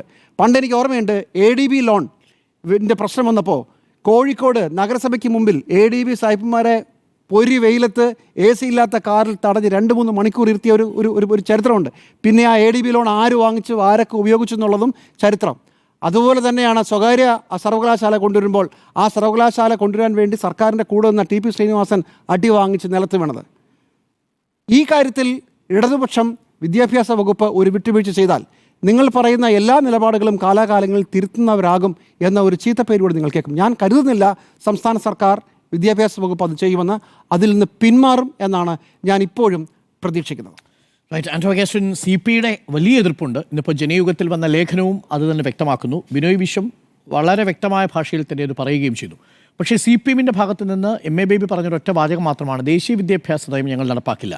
പക്ഷേ ഈ PMC പദ്ധതിയുടെ പാക്കേജിൻ്റെ കൂടെ നാഷണൽ എഡ്യൂക്കേഷൻ പോളിസി ഇങ്ങ് പോരും. അതിൻ്റെ ഭാഗമാണ്. അതിൽ നിന്ന് വേറിട്ട് അസ്തിത്വം ഇല്ല. PMC നടപ്പാക്കുകയും കേരളത്തിൻ്റെ കരിക്കുലവും കേരളത്തിൻ്റെ സംവിധാനവും അവിടെ ഉപയോഗിക്കാനും കഴിയില്ല. അപ്പോൾ അങ്ങനെ വരുമ്പോൾ ദേശീയ പദ്ധതി ചുരുങ്ങിയ പക്ഷം ഈ 336 സ്കൂളുകളിലെങ്കിലും നടപ്പിലാക്കേണ്ടി വരുന്ന സാഹചര്യം ഉണ്ടാവും. CPയുടെ എതിർപ്പ് മറികടന്ന് നടപ്പിലാക്കാൻ പറ്റുമോ, ശ്രീകിടുമോ? ഇത് നടപ്പിലാക്കേണ്ടി വരും എന്നുള്ളതാണ് എൻ്റെ അഭിപ്രായം. കേരളത്തെ സംബന്ധിച്ചിടത്തോളം കേരളം കർണാടകയും പിന്നെ നോർത്ത് ഇന്ത്യൻ സംസ്ഥാനങ്ങൾ പോലെയല്ല. ഇവിടെ ഏറ്റവും നല്ല സംഘടനയുടെ പേരെന്താണെന്നറിയോ? ഇവിടുത്തെ വിദ്യാർത്ഥി സംഘടനകളും അതുപോലെ അധ്യാപക സംഘടനകളുമാണ്. എന്ത് കാര്യങ്ങളുണ്ടെങ്കിലും ഒരു ബുക്ക് എടുത്ത് കൊടുത്തിട്ട് നിങ്ങൾ പഠിപ്പിക്കാൻ പറഞ്ഞാൽ പഠിപ്പിക്കുന്നവരല്ല കേരളത്തിലെ ഒരു അധ്യാപകരും എന്നാണ് ഞാൻ വിശ്വസിക്കുന്നത്. അപ്പോൾ അങ്ങനെയുള്ളൊരു സ്ഥലത്ത് കൊണ്ടുവന്നൊരു PM ശ്രീൻ്റെ കീഴിൽ അവരുടെ ഒരു കരിക്കുലം ഇംപ്ലിമെൻറ്റ് ചെയ്യാം എന്നൊക്കെ കേരളത്തിൽ വിചാരിച്ചാൽ നടക്കാത്ത കാര്യമാണ്. പക്ഷേ എന്താണ് ഇവിടെ കാര്യം? ഞാൻ ഈ ശിവൻകുട്ടി മിനിസ്റ്ററൊപ്പമാണ് ആ കാര്യത്തിനകത്ത്. എന്തുകൊണ്ടാണ് അങ്ങനെ പറയാൻ കാരണം എന്നറിയോ? 1200 കോടി രൂപ വരുമ്പോൾ അത് ഒരു വിദ്യാഭ്യാസ സംവിധാനങ്ങൾക്ക് ഒരു പണവും കിട്ടുന്നില്ല എന്നുള്ളതാണ്. ഒരു പണവും കിട്ടുന്നില്ല. ആ പണം കിട്ടാത്ത എന്താ? ഈ പറഞ്ഞ ഭിന്നശേഷി കുട്ടികൾക്ക് കിട്ടേണ്ട പണങ്ങളുണ്ട്, ഇവൻ്റെ പിന്നോക്ക വിഭാഗത്തിൽ നിന്ന് മുന്നേറ്റത്തിന് വേണ്ടി കിട്ടുന്ന പണമുണ്ട്. ഒന്നുമില്ല. സാധാരണ ചെറിയ നാട്ടിൻപുറങ്ങളിലുള്ള സ്കൂളിലെ ഡെവലപ്മെൻറ്റിന് വേണ്ടി ഉപയോഗിക്കുന്ന പണങ്ങളുണ്ട്. അപ്പം അവിടെയൊക്കെ നമ്മൾ ഉപയോഗിക്കുന്നത് കേന്ദ്രത്തിൽ നിന്നും നമ്മുടെ കിഫ്ബിയിൽ നിന്നും എടുക്കുന്ന പണം മാത്രമാണ്. കുറച്ച് നാളുകളായിട്ട് 1 രൂപയും കേന്ദ്രം തരുന്നില്ല എന്നുള്ളതാണ്. എന്തുകൊണ്ടാണ് കേരളം വിദ്യാർത്ഥി സംവിധാനത്തിൽ ഇത്ര ഉയർന്നു നിൽക്കാൻ കാരണം എന്താണ്? കഴിഞ്ഞ 9 വർഷമായിട്ട് കിഫ്ബി നടപ്പിലാക്കിയതുകൊണ്ടാണ്. കിഫ്ബി നടപ്പിലാക്കിയതിന് ശേഷം എന്താണ്? അടിസ്ഥാന വികസനം എല്ലാ സ്കൂളുകളിലും വന്നു. എല്ലാ സ്കൂളിലും IT ക്ലാസ്സുകൾ വന്നു. എല്ലാ സ്കൂളുകളിലും പ്രധാനപ്പെട്ട AC റൂമുകളുള്ള സ്കൂളുകളുണ്ടായി. ഇപ്പോൾ എല്ലാ സ്കൂളും വിദ്യാഭ്യാസ സംവിധാനങ്ങൾക്കും പ്രൊജക്ടറും വെച്ചിട്ട് പഠിപ്പിക്കാനുള്ള സംവിധാനം ഉണ്ടാക്കി. ഇതൊക്കെ ആരാ ഉണ്ടാക്കിയത്? ഇത് കേന്ദ്രം പണം തന്നിട്ടല്ല, കേരളത്തിൻ്റെ പണം കൊണ്ട് മാത്രമാണ്. അപ്പോൾ ഇങ്ങനെയുള്ള ഒരു സ്ഥലത്ത് കിട്ടേണ്ട പണം മേടിച്ചെടുക്കുക എന്നുള്ളതല്ലാതെ അത് നടപ്പിലാക്കുക എന്നുള്ളതല്ലാതെ അങ്ങനെ പിന്നെ ഒരു കരിക്കുലം ഇവിടെ ഇംപ്ലിമെൻറ്റ് ചെയ്യും എന്ന് വിചാരിച്ചിട്ട് നടപ്പിലാക്കുക എന്ന് വിചാരിച്ച് മാറ്റി വെക്കേണ്ട കാര്യം, അതങ്ങനെ നടപ്പിലാക്കാൻ കഴിയുന്ന സംസ്ഥാനം അല്ല എന്നേ കേരളം. ഇപ്പോൾ നമ്മൾ ഭക്ഷണം ഉണ്ടാക്കിയിട്ട് വായിൽ വെച്ച് കൊടുക്കുന്ന പരിപാടിയല്ലല്ലോ ഇത്. കാരണം ഇത് കുട്ടികളെ പഠിപ്പിക്കേണ്ടതാരാ? കേരളത്തിലെ അധ്യാപകരാണ്. കേരളത്തിലെ അധ്യാപകരെ കൊണ്ടൊന്നും അങ്ങനെ നടപ്പിലാക്കാൻ കഴിയുമെന്ന് ഞാൻ വിശ്വസിക്കുന്നില്ല. പിന്നെ കേരളത്തെ സംബന്ധിച്ചിടത്തോളം കേരളത്തെ സംബന്ധിച്ചിടത്തോളം എല്ലാ കാലത്തും പുരോഗമന ചിന്താഗതിയും പുരോഗമന ആശയങ്ങളും മുന്നോട്ട് വെച്ച സംസ്ഥാനമാണ്. അവിടെ നമ്മൾ ഉദ്ദേശിക്കുന്നത് പോലെ ഇപ്പോൾ നരേന്ദ്രമോദി ശ്രീ എന്ന് പറഞ്ഞിട്ടാണ് വരുന്നതെങ്കിൽ നമുക്ക് പറയാം നരേന്ദ്രമോദിയുടെ പേര് വെച്ചിട്ടാണ്. ഇത് PM ശ്രീ എന്ന് എഴുതി വെച്ചാൽ പ്രൈം മിനിസ്റ്ററിൻ്റെ പേരാണ്. അത് നിങ്ങൾക്ക് കോൺഗ്രസ് ഭരണത്തിൽ വന്നാൽ തീർന്നില്ലേ? കോൺഗ്രസിൻ്റെ ഭരണം. ഞാൻ വിചാരിക്കും കേന്ദ്രം ഭരിക്കുന്ന പാർട്ടികൾ ആരും ഒരു പ്രധാനമന്ത്രിയുടെയും പേര് വെച്ചിട്ടില്ലേ? അതിന് ശേഷം വെച്ചിട്ടില്ലേ? മുൻപ് വെച്ചിട്ടില്ലേ? ഞാൻ പറയുന്നത് നിങ്ങൾ RSSൻ്റെ നയം ഇംപ്ലിമെൻറ്റ് ചെയ്യുന്നില്ല, നിങ്ങൾ എതിർത്തോളൂ. അത് എതിർക്കുക. അല്ല, ഞാൻ പറയുന്നത് അത് വരുമ്പോൾ എതിർത്താൽ പോരുന്നത്. ഞാനിത് വരുമെന്ന് പറഞ്ഞിട്ട് അതുകൊണ്ട് ഞാൻ ആദ്യം പറഞ്ഞത് കേരളം അങ്ങനെ ഒരു അധ്യാപക സംഘടന ഇല്ലാത്ത നാടല്ല എന്ന്, അങ്ങനെ ഒരു സംവിധാനമുള്ള നാടല്ല. ഞാൻ പറയുന്നത് നിലവിളക്ക് കൊളുത്തില്ല എന്ന് പറഞ്ഞ മന്ത്രിയോട് മാറിയിക്കാൻ പറഞ്ഞ സംസ്ഥാനമാണിത്. മനസ്സിലായോ? കേരളത്തിലൊരു മന്ത്രി പറഞ്ഞ ഓർമ്മയുണ്ടോ? നിലവിളക്ക് കൊളുത്തില്ല എന്ന് പറഞ്ഞതാണ്. അപ്പോൾ അങ്ങനെ നമ്മൾ വിചാരിക്കുന്നൊന്നും നടപ്പിലാവില്ല എന്ന് കേരളത്തിൽ. അങ്ങനെ ഒരു സംവിധാനത്തെ പേടിക്കേണ്ട കാര്യമില്ല. അങ്ങനെ ഒരു RSSൻ്റെ അജണ്ടയും നടപ്പിലാകുന്ന സ്ഥലമല്ല കേരളം. അത് നമ്മൾ മനസ്സിലാക്കിക്കോളൂ. അപ്പം ഞാൻ ഉദാഹരണം, അങ്ങനെയാണെങ്കിൽ നിങ്ങൾ ഈ നാഷണൽ ഹൈവേൻ്റെ പണം മേടിക്കൂലല്ലോ. നാഷണൽ ഹൈവേൻ്റെ പണം മേടിക്കുമോ? ആരാ? ഈ പി പ്രസാദ്, CBI മന്ത്രിൻ്റെ പി പ്രസാദിൻ്റെ നേതൃത്വത്തിലുള്ള വകുപ്പ് കേന്ദ്ര സംവിധാനങ്ങളുടെ ഭാഗമായിട്ട് പണം മേടിക്കുന്നില്ലേ? പക്ഷേ അവിടെ കരിക്കുലവും അല്ല, ഞാൻ പറയുന്നത് അവിടെ ഞാൻ അതുകൊണ്ടാണ് പറയുന്നത് ഇതൊന്നും നടപ്പിലാവില്ല. അങ്ങനെ അങ്ങനെയല്ല, അങ്ങനെ അജണ്ട നടപ്പിലാകേണ്ട സംസ്ഥാനമാണ് ഈ കഴിഞ്ഞ 10 വർഷത്തിനുള്ളിൽ RSSൻ്റെ എന്തൊക്കെ അജണ്ട കേരളം നടപ്പിലായേനെ?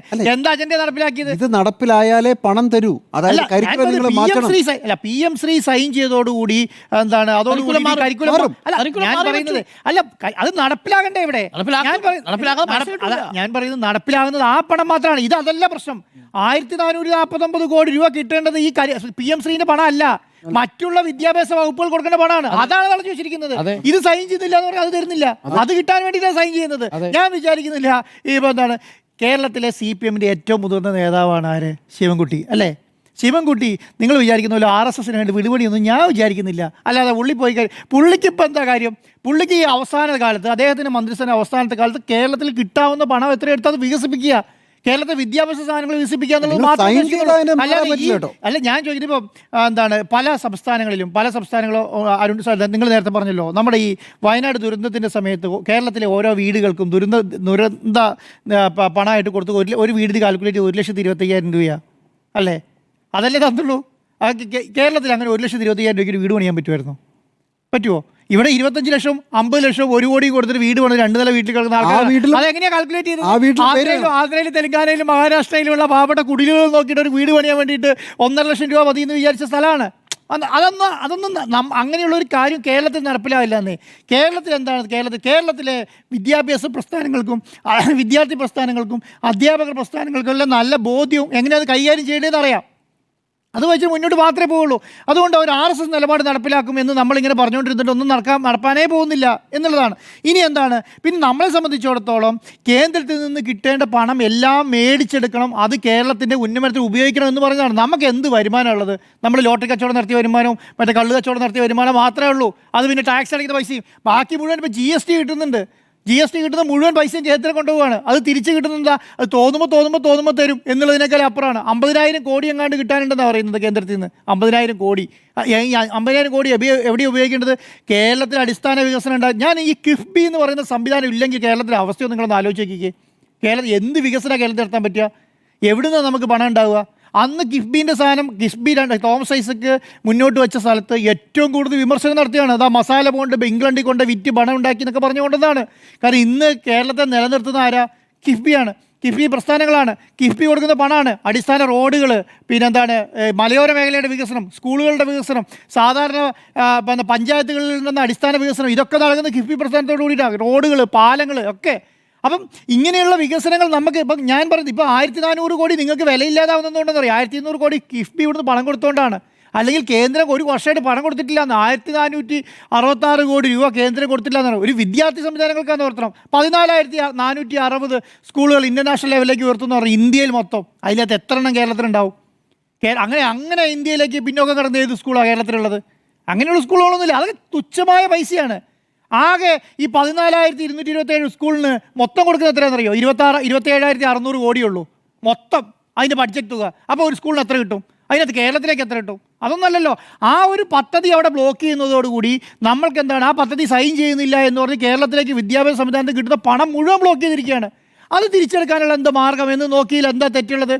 ഞാൻ വിചാരിക്കുന്നത് ഈ CPIക്ക് ഒരു സ്വഭാവമുണ്ട്. എന്താണെന്നറിയോ? ചില സമയത്ത് ഞങ്ങളിവിടെ ഉണ്ടെന്ന് തെളിയിക്കണം, ഞങ്ങൾ ഈ നാട്ടിൽ ജീവിച്ചിരിക്കുന്നുണ്ടെന്ന് പറയാൻ വേണ്ടിയിട്ട് RSSനെതിരെ വരും, BJPക്കെതിരെ വരും, സർക്കാരിനെതിരെ. അങ്ങനെ ആ ഒരു നിലക്കാലം അപ്പുറത്തേക്കും നിലപാട് സ്വീകരിച്ചില്ല. എന്ത് നിലപാട് RSSനെതിരെ വലിയ രീതിയിൽ അങ്ങനെ എങ്ങനെ പറഞ്ഞു പോകും? ഒരു സംശയം ഇതാണ്. CPM എടുത്ത നിലപാട് ഞങ്ങൾ ദേശീയ വിദ്യാഭ്യാസ നയത്തിന് എതിരാണ്. ഈ നിലപാട് നിലനിർത്തിക്കൊണ്ട് PMC പദ്ധതി എങ്ങനെ നടപ്പാക്കും? PMC പദ്ധതി എന്ന് പറയുന്നത് അതിൽ ഏറ്റവും പ്രധാനപ്പെട്ട പോയിന്റ് എന്ന് പറയുന്നത് കരിക്കുലം, പാഠ്യപദ്ധതി, സ്കൂളിൻ്റെ ഘടനാ സംവിധാനം, അതിൻ്റെ ഭരണ സംവിധാനം, ഇതെല്ലാം ദേശീയമായി മാറുകയാണ്. അപ്പോൾ കൺകറന്റ് ലിസ്റ്റിൽപ്പെട്ട ഒരു വിഷയത്തിൽ, അതായിരുന്നല്ലോ ആദ്യത്തെ വിമർശനം, സംസ്ഥാനത്തിന് അവകാശമുള്ള വിഷയത്തിൽ കേന്ദ്രം നേരിട്ട് ഈ സ്കൂളുകൾ നടത്താൻ പോവുകയാണ്. അല്ല അരുൺ സാറേ, 336 സ്കൂളുകൾ, ആ 336 സ്കൂളുകളിൽ നടത്താൻ പോവാം. 336 സ്കൂളുകളിൽ ദേശീയ വിദ്യാഭ്യാസ നയം നടപ്പിലാക്കിയേ പറ്റൂ. അല്ല ഞാൻ പറയുന്നത് എന്താണെന്നറിയോ? നിങ്ങൾ വിചാരിക്കുന്നത് പോലെ ഒരു RSS നിലപാടിലേക്കൊന്നും കേരളത്തിൽ നടപ്പിലാക്കാൻ കഴിയില്ല എന്ന്. നിങ്ങൾ എന്താണ് ചെയ്യേണ്ടത്? ഒരു പദ്ധതി വരുമ്പോൾ അതിനെ ഉപേക്ഷിക്കുകയല്ല വേണ്ടത്, അതിനെ തെറ്റി ചൂണ്ടിക്കാട്ടി കാണിക്കണം. എന്താ ഈ പറയുന്ന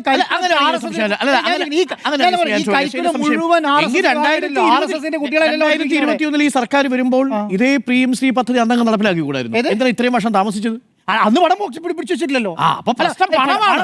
പണം അപ്പൊ നയമല്ല പ്രശ്നം. 2020 പദ്ധതിയില്ല. അല്ല, 2020 ദേശീയ വിദ്യാഭ്യാസ നയം വരുന്നത്. അല്ല, അങ്ങനെയാണ് ശ്രീ പദ്ധതി വരുന്നത് അങ്ങനെയാണ് 2020 ദേശീയ വിദ്യാഭ്യാസ നയം. അങ്ങനെയല്ല. അല്ല, വരുന്നത് അതിനുശേഷമാണ്. അതാ 2020 ദേശീയ വിദ്യാഭ്യാസ നയം വരുമ്പോൾ അന്നത്തെ രവീന്ദ്രനാഥ് മിനിസ്റ്റർ തന്നെ ഇതിനെതിരെ ശക്തമായി രംഗത്ത് വന്നു. CPM ഇപ്പോഴും അവരുടെ വെബ്സൈറ്റിൽ കിടപ്പുണ്ട്. 2020 ദേശീയ വിദ്യാഭ്യാസ നയം 2021 ഈ സർക്കാർ വരുമ്പോൾ അന്ന് ദേശീയ വിദ്യാഭ്യാസ നയത്തിന്റെ ഭാഗമായിട്ട് ഏർപ്പെടുത്തിക്കൂടെ? അല്ല, അങ്ങനെയാണ് 22 അത് കഴിഞ്ഞ് ഈ ദേശീയ വിദ്യാഭ്യാസ നയത്തിന്റെ ഭാഗമായിട്ടാണല്ലോ PMC പദ്ധതി വരുന്നത്. 2021, 22, 23, 24 എന്തുകൊണ്ട് ഇത്ര വർഷങ്ങൾ താമസിച്ചു? 3 വർഷം താമസിച്ചു. ഞാൻ അങ്ങനെയാണെങ്കിൽ ഈ കർണാടകയിലൊക്കെ കാര്യം ഇപ്പൊ എങ്ങനെയാ? 22 BJP നടപ്പിലാക്കിയ സാധനമാണ്. നമുക്ക് കോൺഗ്രസ് വന്നപ്പോൾ മാറ്റിയാൽ പോരായിരുന്നു. ഇതൊന്നും ഒരു സ്ഥലത്ത് നടപ്പിലാക്കുന്നില്ല അരുൺ സാറേ. തമിഴ്നാട് നടപ്പിലാക്കിയില്ലല്ലോ ശ്രീ ആൻഡ്രു. ഏത് തമിഴ്നാട് നടപ്പിലാക്കിയില്ല. അവർ കോടതി പോയി. അവരുടെ പ്രശ്നം എന്താ? അവിടെ ത്രിഭാഷാ പദ്ധതി വരുന്നത് അവർക്ക് ഹിന്ദിയോടുള്ള എതിർപ്പാണ് പ്രധാനമായിട്ടുള്ള പ്രശ്നം. അവർക്കൊരു പോളിസി ഉണ്ട്. അല്ല, നമ്മളെ സംബന്ധിച്ചിടത്തോളം പോളിസി ഉണ്ട്. ആ പോളിസി ഈ PM ശ്രീ പദ്ധതി നടപ്പിലാക്കുന്നതോട് കൂട്ടിയിട്ട് ഈ കരിക്കുലം നടപ്പിലാക്കുന്ന കരിക്കുലത്തിൽ അത് ഉള്ള പ്രശ്നങ്ങൾ ചൂണ്ടിക്കാണിച്ചാൽ പോരെന്നേ. അപ്പം ഞാൻ പറയുന്നത് ഇപ്പം എന്താണ് ഈ പിന്നെ പിന്നോക്കം നിൽക്കുന്ന ജില്ലകളെ ഉദ്ധരിക്കാൻ വേണ്ടിയിട്ട് കേന്ദ്ര സർക്കാരിൻ്റെ പദ്ധതി ഉണ്ട്. അതിലൊരു ജില്ലയാണ് വയനാട്. അവിടുന്ന് ആ സംവിധാനം ആ തുടക്ക സമയത്ത് മുഴുവൻ എന്താ BJP രാഹുൽ ഗാന്ധിയുടെ മണ്ഡലം ഉന്നമനത്തിന് കൊണ്ടുപോകാന്ന് പറഞ്ഞ് മുഴുവൻ എടുത്തുകൊണ്ട് പോകാൻ നോക്കി.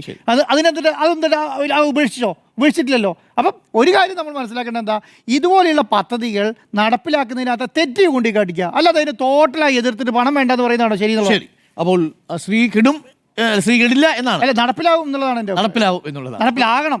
കേന്ദ്രത്തിന്റെ പണം വേണ്ടെന്ന് വെച്ചിട്ട് നമ്മൾ കേന്ദ്രത്തിന്റെ പണം മേടിക്കുന്നില്ലെങ്കിൽ പിന്നെ ഈ പറയുന്ന ഇപ്പൊ അങ്ങനെയാണെങ്കിൽ നിങ്ങൾ നാഷണൽ ഹൈവേ ഒഴിവാക്കണം. ഈ പ്രധാനപ്പെട്ട പരിപാടികളെല്ലാം ഇവരുടെ ആറ്റിറ്റ്യൂഡ് അനുസരിച്ചാണെങ്കിൽ കേരളത്തിലെ ഈ വിഷയത്തിലാകെ BJPക്ക് മാത്രമായിരുന്നു. PMC പദ്ധതിയുടെ ശ്രീകെടുമോ എന്നുള്ളതാണ് ചോദ്യം. സുജയ, PM ശ്രീ പദ്ധതിയുടെ ശ്രീ കെടില്ല. കാരണം സംസ്ഥാനങ്ങളും യൂണിയൻ ടെറിട്ടറീസും അടക്കം ആകെ 36-ൽ 33 നടപ്പാക്കി കഴിഞ്ഞു. അതിൽ 34-മതായാണ് കേരളം ഇപ്പോൾ നടപ്പാക്കാമെന്ന് പറഞ്ഞിരിക്കുന്നത്.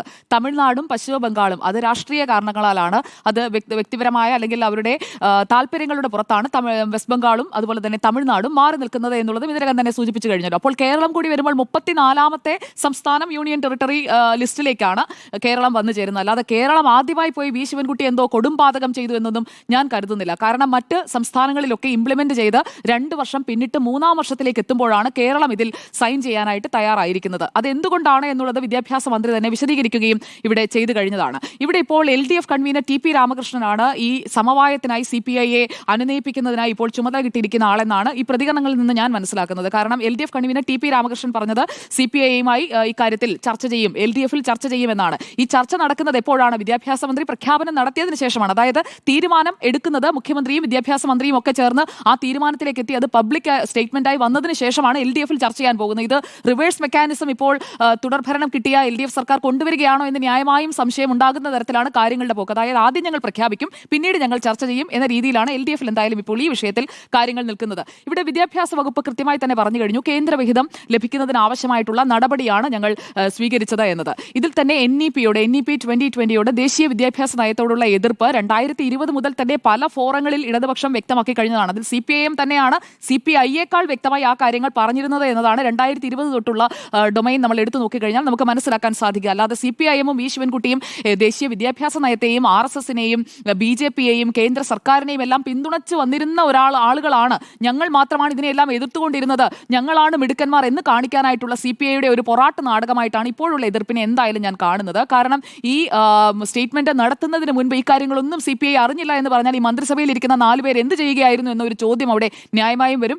LDF യോഗങ്ങളിൽ പങ്കെടുക്കുന്ന ആളുകൾ എന്ത് ചെയ്യുകയായിരുന്നു എന്നൊരു ചോദ്യവും അവിടെ വരും. കാരണം ആരും അറിയാതെ ഇതൊക്കെ അങ്ങ് പ്രഖ്യാപിക്കാൻ വി ശിവൻകുട്ടിക്കും മുഖ്യമന്ത്രിക്കും മാത്രമായി ചേർന്ന് അതങ്ങ് സാധിച്ചു എന്ന രീതിയിലേക്ക്, അല്ലെങ്കിൽ ഇങ്ങനെയാണ് LDFൽ കാര്യങ്ങൾ നടക്കുന്നത് എന്നുള്ളത് CPI സമ്മതിച്ചു തരേണ്ടി വരും.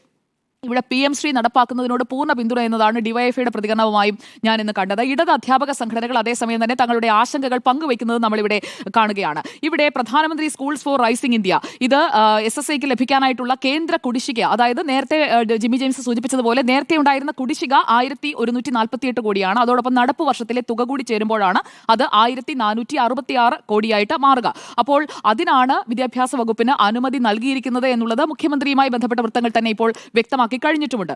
ഇവിടെ സാങ്കേതികത്വം പറഞ്ഞുകൊണ്ട് പാവപ്പെട്ട കുട്ടികളുടെ ആവശ്യങ്ങൾക്കായി ചെലവഴിക്കേണ്ട തുക അത് വേണ്ടെന്ന് വെക്കാൻ കഴിയില്ല എന്ന് വിദ്യാഭ്യാസ മന്ത്രി പറയുമ്പോൾ അതിനെ എതിർക്കാൻ എങ്ങനെയാണ് സാധിക്കുക? അവിടെ ദേശീയ വിദ്യാഭ്യാസ നയത്തെ ഞങ്ങൾ പൂർണ്ണമായും അനുകൂലിക്കുന്നു, ദേശീയ വിദ്യാഭ്യാസ നയത്തിൽ പറഞ്ഞിരിക്കുന്ന കാര്യങ്ങളെല്ലാം ഞങ്ങൾ അതേപടി എടുക്കുകയാണ് എന്നൊക്കെ പറയുമ്പോൾ ഇതിനു മുൻപ് വിദ്യാഭ്യാസ വകുപ്പ് ചെയ്ത കാര്യങ്ങൾ എന്തുകൊണ്ട് നിങ്ങൾ മറന്നുപോകുന്നു? പാഠപുസ്തകങ്ങളുടെ കാര്യത്തിലൊക്കെ വേറെ പാഠപുസ്തകം ഇറക്കുമെന്ന് പറഞ്ഞ ആ നടപടിക്രമങ്ങളിലേക്കൊക്കെ പോയതും ഇതേ സർക്കാരും ഇതേ വിദ്യാഭ്യാസ വകുപ്പും ഇതേ വിദ്യാഭ്യാസ മന്ത്രിയും ഒക്കെ തന്നെയാണല്ലോ. അപ്പോൾ അതെല്ലാം അങ്ങ് മാറ്റിവെക്കുകയാണ്. എന്നിട്ട് വി ശിവൻകുട്ടി ഒരു വലിയ അപരാധിയാണ് എന്ന ഒരു പ്രതിനിധി സൃഷ്ടിക്കാനാണ്, അല്ലെങ്കിൽ വി ശിവൻകുട്ടി ധർമ്മേന്ദ്ര പ്രധാനുമായി നടത്തിയ കൂടിക്കാഴ്ചയ്ക്ക് ശേഷം പൂർണ്ണമായും കേന്ദ്ര സർക്കാരിന് BJPക്ക് മുന്നിൽ അങ്ങ് മുട്ടുമടക്കി എന്നുള്ള കോൺഗ്രസിന്റെ ഒരു വേർഷൻ അത് സ്ഥാപിക്കാനാണ് ശ്രമിക്കുന്നതെങ്കിൽ അതിനോട് യോജിക്കാൻ എന്തായാലും കഴിയില്ല. നല്ല മന്ത്രിയാണല്ലോ ശിവൻകുട്ടി. അല്ല, വി ശിവൻകുട്ടി വിദ്യാഭ്യാസ മന്ത്രി എന്ന നിലയിൽ ചെയ്തുകൊണ്ടിരിക്കുന്ന എല്ലാ കാര്യങ്ങളെയും എൻഡോഴ്സ് ചെയ്ത് അദ്ദേഹത്തിന് അങ്ങനെ ഓശാര പാടേണ്ട ഒരു സാഹചര്യത്തിലേക്കൊന്നും വന്നിട്ടുണ്ടെന്ന് ഞാൻ കരുതുന്നില്ല. പക്ഷേ ഈ വിഷയത്തിൽ അദ്ദേഹം എടുത്തിരിക്കുന്നത് പ്രായോഗിക നിലപാടാണെന്നുള്ളതാണ് എന്റെ അഭിപ്രായം. വി ശിവൻകുട്ടി എന്ന വിദ്യാഭ്യാസ മന്ത്രി എടുത്തത് പ്രായോഗിക നിലപാടാണ്. അല്ലാതെ തത്വശാസ്ത്രപരമായി പ്രത്യയശാസ്ത്രപരമായി CPI പറയുന്ന രീതിയിലാണ് പോകേണ്ടതെന്നുണ്ടെങ്കിൽ ബാക്കി കാര്യങ്ങൾ കൂടെ CPI ഒന്ന് പറഞ്ഞു കൊടുക്കണം. എങ്ങനെയാണ് റൺ ചെയ്യേണ്ടത്, എങ്ങനെയാണ് ഈ ഫിനാൻഷ്യൽ ബർഡനിൽ നിന്ന് പുറത്ത് കിടക്കേണ്ടത്, അതേക്കുറിച്ചൊന്നും ഈ 4 മന്ത്രിമാർക്ക് ഒന്നും പറയാനില്ലല്ലോ, മന്ത്രിസഭയിലും ഒന്നും പറയാനില്ലല്ലോ, പുറത്തും ഒന്നും പറയുന്നില്ലല്ലോ. ബിനോയ് വിശ്വം അടക്കമുള്ള ആളുകൾ സർക്കാർ എന്തെങ്കിലും ചെയ്ത് കഴിയുമ്പോൾ കുറ്റം പറയും, അത് കുറെ വൈകിപ്പിക്കും, അത് കഴിഞ്ഞിട്ട് എന്നാ പിന്നെ നമുക്ക് ചെയ്യാം എന്ന് പറയും. അപ്പോഴേക്കും കുറെ സമയം അങ്ങ് കടന്നു പോകും. കുറെ കാര്യങ്ങളുടെ കാര്യത്തിൽ നമ്മളിപ്പോൾ കണ്ടുകൊണ്ടിരിക്കുന്നത് ഇതാണ്. ഇവിടെ ഫിനാൻഷ്യൽ നെസസിറ്റി ഉണ്ട് എന്നത് ധനമന്ത്രി KN ബാലഗോപാൽ വിവിധ വിഷയങ്ങളിൽ പറയുന്നത് നമ്മൾ കേട്ടതാണ്. അതോടൊപ്പം തന്നെ ഇപ്പോൾ GST വിഹിതത്തിന്റെ കാര്യത്തിൽ അടക്കം അദ്ദേഹത്തിന്റെ സ്റ്റേറ്റ്മെന്റ് വന്നതാണ്. അപ്പോൾ സംസ്ഥാനത്തിന്റെ സാമ്പത്തിക സ്ഥിതി എന്താണ് എന്നത് വളരെ വ്യക്തമായി അറിയാവുന്ന ആളുകളൊക്കെ തന്നെയാണല്ലോ നമ്മളെല്ലാവരും. അതൊക്കെ എത്രയോ വട്ടം ചർച്ച ചെയ്തതുമാണ്. ഇവിടെ ഒരു കാര്യത്തിലാണ് ഐറണി നിൽക്കുന്നത്. അത് നേരത്തെ ജിമ്മി ജെയിംസ് പറഞ്ഞത് ശരിയാണ്. കാരണം നേരത്തെ പറഞ്ഞതെല്ലാം വിഴുങ്ങേണ്ടി വരും. കാരണം NEP 2020 വിമർശിച്ചുകൊണ്ട് കഴിഞ്ഞ വർഷങ്ങളിൽ 2020 ഈ പദ്ധതി അനൗൺസ് ചെയ്തപ്പോൾ മുതൽ NEP പ്രാബല്യത്തിൽ വന്നത് മുതൽ ഇങ്ങോട്ട് പറഞ്ഞിട്ടുള്ള കഴിഞ്ഞ 4-4.5 വർഷക്കാലം പറഞ്ഞ കാര്യങ്ങളെല്ലാം അതേപടി വിഴുങ്ങേണ്ടി വരും. കാരണം ഇത് അക്സെപ്റ്റ് ചെയ്യുമ്പോൾ NEPയുടെ ഭാഗമായി കൂടി ഈ സ്കൂളുകൾ മാറുകയാണ്. ഇപ്പോൾ എന്താണ് ഈ NEPയുടെ പോളിസി, എന്താണ് ആ പോളിസിയിലെ പാകപ്പിഴകൾ എന്തൊക്കെയാണ്, അതിന്റെ ഒരു മോഡസ് ഓപ്പറാൻഡിയോട് ഞങ്ങൾക്കുള്ള വിയോജിപ്പ് എന്താണ്, അതുപോലെ തന്നെ കരിക്കുലത്തിൽ ഒളിപ്പിച്ചു വെച്ചിരിക്കുന്ന ഹിഡൻ അജണ്ട എന്താണ്, ഇതാണല്ലോ വിവിധ സൗണ്ട് ബൈറ്റ്സ് ആയിട്ട് നമ്മുടെ മുന്നിലുള്ളത്. അപ്പോൾ അതിനെയെല്ലാം CPIM എൻഡോഴ്സ് ചെയ്യുകയാണോ? ആ ചോദ്യത്തിന് ഇതുവരെ മറുപടി പറഞ്ഞിട്ടില്ല. അതിന്മേലാണ് ഇനിയിപ്പോൾ LDFൽ ചർച്ച നടക്കാൻ പോകുന്നത്. പൂർണ്ണമായ നയം മാറ്റമാണോ? നയം മാറ്റമില്ലാതെ എങ്ങനെ ഈ ഫണ്ട് സ്വീകരിക്കാൻ കഴിയും? ഈ ചോദ്യത്തിനുള്ള ഉത്തരം LDF ചേർന്ന് അതിനുള്ളിൽ നിന്ന് വരുമെന്നാണ് ഞാൻ എന്തായാലും പ്രതീക്ഷിക്കുന്നത്. പക്ഷേ CPI പറഞ്ഞതുപോലെ അവരുടെ നിലപാടിലേക്കൊന്നും എന്തായാലും CPIM സർക്കാരും പോകാൻ പോകുന്നില്ല എന്നത് നമുക്ക് എല്ലാവർക്കും അറിയാവുന്ന വസ്തുതയാണ്. ഒരു പിന്നോട്ട് പോക്ക് എന്തായാലും ഈ വിഷയത്തിൽ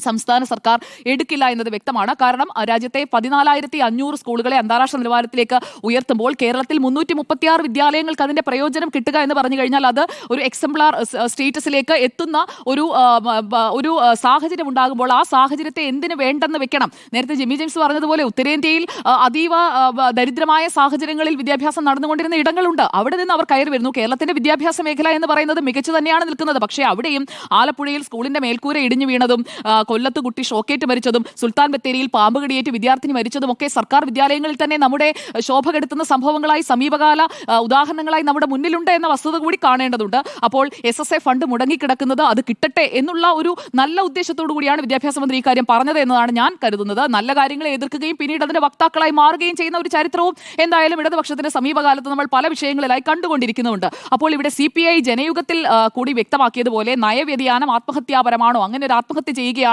അല്ല, ആത്മഹത്യയല്ല, ഇത് രക്ഷാശ്രമമാണ്, രക്ഷാപ്രവർത്തനമാണ്. മുഖ്യമന്ത്രിയുടെ വാക്കുകളിൽ പറഞ്ഞു കഴിഞ്ഞാൽ ഇതൊരു രക്ഷാപ്രവർത്തനമായിട്ടാണ് വി ശിവൻകുട്ടിയോട് ചെയ്തോളാൻ പറഞ്ഞതെങ്കിൽ അതിനെ നമ്മൾ എന്തിന് എതിർക്കണം എന്നതാണ് എന്റെ ചോദ്യം. ഇവിടെ മറ്റൊരു കാര്യം കൂടിയുണ്ട്. ഈ NEPയുമായി ബന്ധപ്പെട്ട പാർലമെന്ററി പാനൽ 2025 മാർച്ച് 26 പാർലമെന്റിൽ ഈ വിഷയം ഉയർന്നു വരികയും ഈ ഫണ്ട് 3 സംസ്ഥാനങ്ങൾക്കും ബംഗാളിനും തമിഴ്നാടിനും അതുപോലെ തന്നെ കേരളത്തിനും തടഞ്ഞു വെച്ചിരിക്കുന്നതിനുള്ള ചർച്ചയ്ക്ക് ശേഷം ഒരു കമ്മിറ്റിയൊക്കെ കോൺസ്റ്റിറ്റ്യൂട്ട് ചെയ്തിരുന്നു. അപ്പോൾ ആ പാർലമെന്ററി പാനൽ ഈ 3 സംസ്ഥാനങ്ങൾക്കും ഈ ഫണ്ട് റിലീസ് ചെയ്യണോ എന്ന് പറഞ്ഞതോടൊപ്പം തന്നെ അതിന്റെ ഒബ്സർവേഷൻസ് കൂടിയുണ്ട്. ഇപ്പോൾ 2100 കോടിയാണ് തമിഴ്നാട് തടഞ്ഞു വെച്ചതിനെതിരെ രംഗത്ത് വന്നത്. അതോടൊപ്പം തന്നെ ദിഗ്വിജയ് സിംഗ് അധ്യക്ഷനായിട്ടുള്ള സമിതിയുടെ റിപ്പോർട്ടിലെ ഒരു കാര്യം കൂടി പറഞ്ഞ് ഞാൻ അവസാനിപ്പിക്കാം. അതിലാണ് അവർ ഈ പറഞ്ഞിരിക്കുന്നത് 36-ൽ 33 അംഗീകരിച്ച് കഴിഞ്ഞിരിക്കുകയാണ്.